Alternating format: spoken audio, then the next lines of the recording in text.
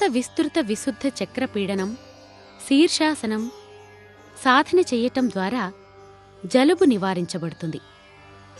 ద్విహస్త విస్తృత విశుద్ధ చక్రపీడనం ఈ ప్రక్రియ సాధన చెయ్యడానికి ముందుగా నిలబడి చేతులు రెండింటినీ ఇరుపక్కలా భుజాల ఎత్తులో ఎత్తి ఉంచి ఉదర పైభాగపు శరీరాన్ని ముందుకు వంచి శ్వాస పీల్చుకుంటూ తలను పైకెత్తి శ్వాస వదులుతూ తలను కిందకి పోనిస్తూ ఉండాలి.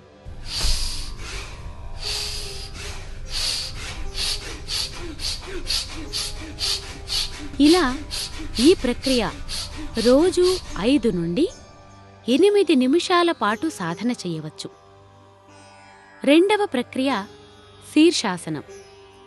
ఈ ఆసనం సాధన చేయడానికి ముందుగా మోకాళ్ళు చేతులపై ముందుకు వంగుతూ తలను కిందకి పోనిస్తూ మాడను నేలపై ఆంచి కాలి వేళ్లను దృఢం చేసి నడుమును పైకెత్తుతూ పాదాలను కూడా పైకెత్తి నిటారుగా ఉంచాలి.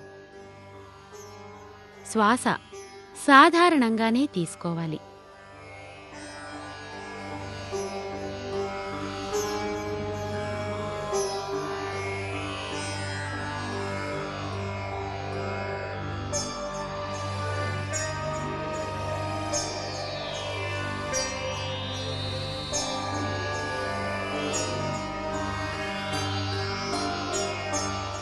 ఇలా ఈ భంగిమలో ఉండగలిగినంత సమయం ఉండి తిరిగి నెమ్మదిగా యథాస్థానానికి రావాలి. ఇలా ఈ ఆసనం రోజూ 4 నుండి 6 సార్లు సాధన చేయవచ్చు. హైబీపీ ఉన్నవారు ఈ ఆసనం చేయకూడదు.